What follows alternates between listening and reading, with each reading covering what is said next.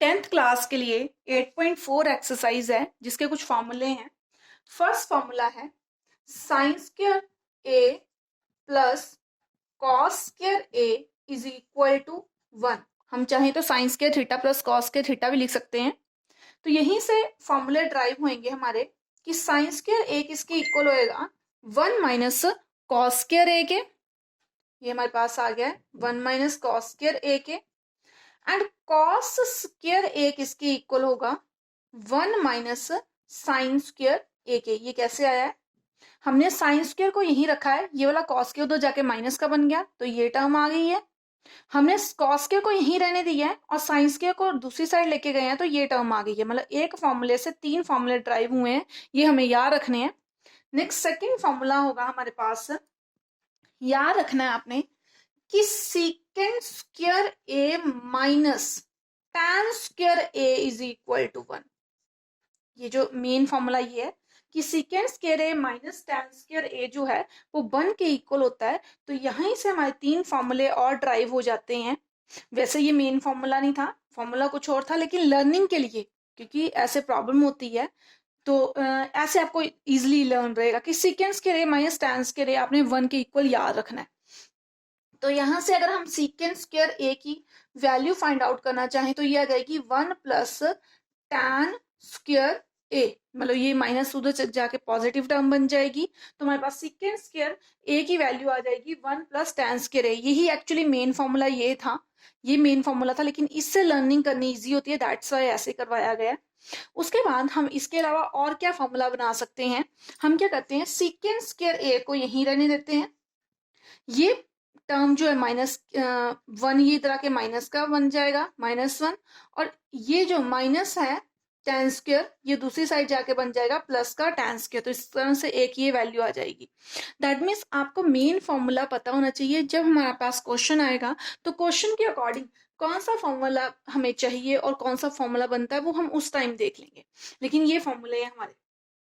इसके अलावा जैसे कि हमारे पास सीकेंड square A minus tan square A 1 है, तो हम चाहें तो इसको इस तरह से भी लिख सकते हैं। tan स्क्वायर ए को अगर मैं आगे लिखती हूँ tan square A minus सीकेंड square ए आ जाता है तो वो वैल्यू नेगेटिव आएगी, -1 आएगी। ये फॉर्मूला भी हमारा यूज होगा कि सीकेंड माइनस tan स्क्वायर अगर 1 है तो tan square minus secant square -1 के इक्वल होगा। ठीक है, नेक्स्ट अब थर्ड फॉर्मूला है हमारा। थर्ड फॉर्मूला जो है वो इसी से बन जाता है। देखो secant square minus tan square 1 है, तो थर्ड फॉर्मूले में सीकेंड की जगह आ जाएगा कॉसिकेंड।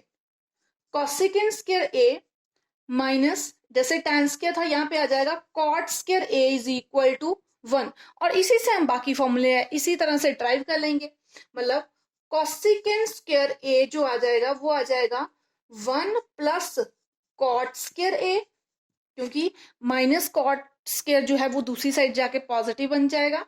और इसी से हमारे पास आ जाएगा कि अगर कोसिकेंड स्क्वायर ए यहाँ पे है, ये 1 इधर आके माइनस का 1 बनेगा तो which is equal to cot square A. तो इस तरह से ये फॉर्मूले बन जाते हैं। यहीं से हम अगर लिखना चाहें तो जैसे tan square A minus second square A -1 बनेगा, तो यहीं से cot square A minus cosecant square ए कहीं आ जाता है तो वो -1 के इक्वल होगा। इसको मैं लिख के एक बार बता देती हूँ कि किस तरह से आना है। मतलब यहीं से अगर हमें कोसिकेंड माइनस कॉट स्क्वायर लिखा है, अगर कॉट स्क्वायर ए कहीं आया फॉर्मूले में आगे इस तरह से आ गया तो हमें इसको -1 लिखना है क्योंकि मेन फॉर्मूला ये है। तो इस तरह से ये सारे फॉर्मूले जो हैं इस एक्सरसाइज के कंप्लीट हो जाते हैं। अब मेन क्वेश्चंस हैं हमारे इस टॉपिक के। एक्सरसाइज 8.4 है, इसके मेन क्वेश्चंस हैं। फर्स्ट क्वेश्चन दिया हुआ है, फर्स्ट क्वेश्चन है express the trigonometric ratio sine A secant A and tan A in term of cot A. मतलब हमें साइन की वैल्यू को, सीकेंड की वैल्यू को और tan की वैल्यू को का जो आंसर होएगा, मतलब उनके जो आंसर्स आएंगे हमें उनको कॉट की फॉर्म में एक्सप्रेस करना है किसी भी तरह। ठीक है, सबसे पहले हमें वैसे पता है कि tan जो है 1/cot होता है। ठीक है, 1/cot ए आएगा, वो तो सीधा आ जाएगा। फर्स्ट स्टेप पहले करते हैं हम, जो साइन है उसके लिए साइन को कॉट की फॉर्म में किस तरह से एक्सप्रेस करेंगे। सबसे पहले हमें पता है कि साइन का और कॉट का कोई भी डायरेक्ट रिलेशन नहीं है, साइन और कॉट का डायरेक्ट रिलेशन नहीं है, लेकिन जो कॉसिकेंड स्क्वायर, जो कॉसिकेंड स्क्वायर ए था वो हमने पढ़ा था कि cosecant square A minus cot square A 1 होता है। ये हमारे पास थर्ड फॉर्मूला आया था। और हमें पता है कि कॉसिकेंड का साइन से रिलेशन होता है, हमें पता है कि जो कॉसिकेंड है ये 1/sin ए होता है। तो हम फिर यहां से पुट करके इसको जो है फॉर्मूला ड्राइव कर पाएंगे।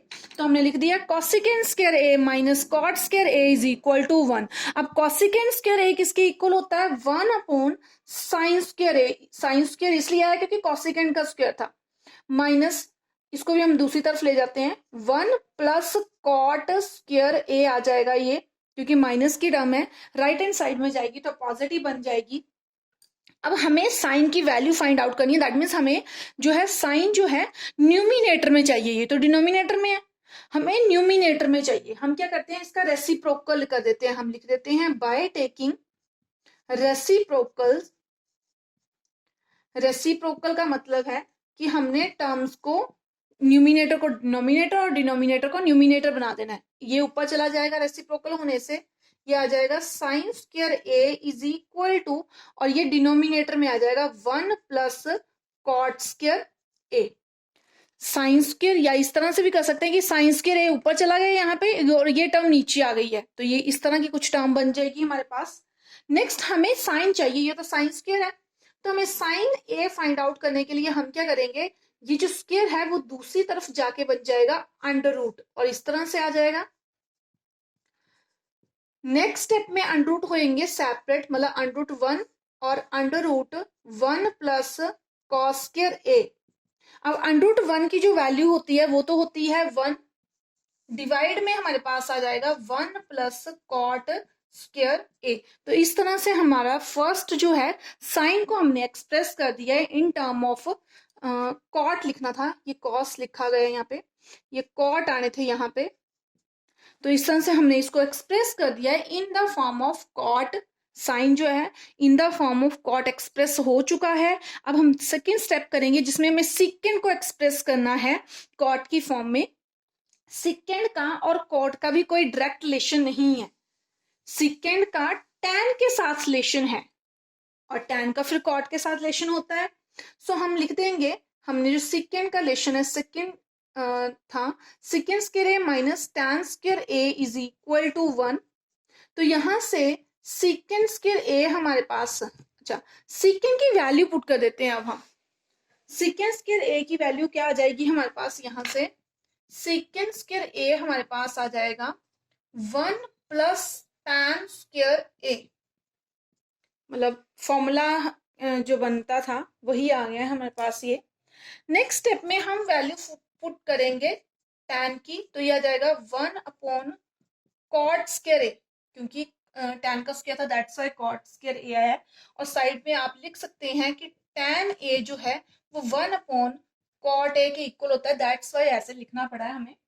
नेक्स्ट स्टेप में हम लेंगे इसका एलसीएम, हमारे पास आ जाएगा secant square A is equal to 1, अच्छा ये 1 प्लस है तो इसको 1/1 लिखेंगे, यहां से आ जाएगा कॉट स्क्वायर ए एलसीएम, यहाँ पे आ जाएगा कॉट स्क्वायर ए +1।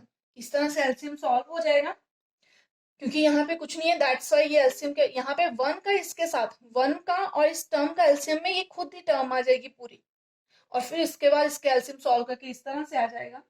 अब हमें सेकेंड स्क्वायर निकालना है, तो हमें सेकेंड चाहिए। सेकेंड ए के लिए हम क्या करेंगे, ये टर्म सारी स्क्वायर जो है दूसरी तरफ जाके अंडर रूट बन जाता है, या आप ऐसे भी कर सकते हैं, हमने अंडर रूट लिया है, स्क्वायर रूट लिया है दोनों साइड, तो इस तरह से आ जाएगा। नेक्स्ट स्टेप में स्क्वायर रूट सेपरेट होंगे, cot square A +1 divided by square root cot square A. जो ऊपर वाली टर्म है इसका स्क्वायर रूट कैंसिल नहीं हो सकता, क्योंकि ये टर्म ऐसे है। अब ये सिंगल है तो ये स्क्वायर और ये स्क्वायर रूट कैंसिल हो जाएगा, और हमारे पास आ जाएगा cot square A +1 divided by under root full नहीं आएगा, इस तरह से आएगा, और कॉट ए। नीचे जो टर्म है उसके साथ अंडर रूट नहीं आएगा। थर्ड स्टेप तो बहुत ज्यादा इजी है, क्योंकि थर्ड स्टेप में हमें tan को एक्सप्रेस करना है। तो tan को एक्सप्रेस करने के लिए जैसे मैंने ये साइड पे फॉर्मूला लिखा था, तो थर्ड स्टेप में हम सिर्फ इतना लिख देंगे कि थर्ड स्टेप में tan cot की फॉर्म में ऐसे एक्सप्रेस हो गया है। थर्ड जो हमारा आंसर है वो छोटा सा है इस तरह से। तो इस तरह से हमने साइन को, सिकेंड को और tan को जो है कॉट की फॉर्म में एक्सप्रेस कर दिया है।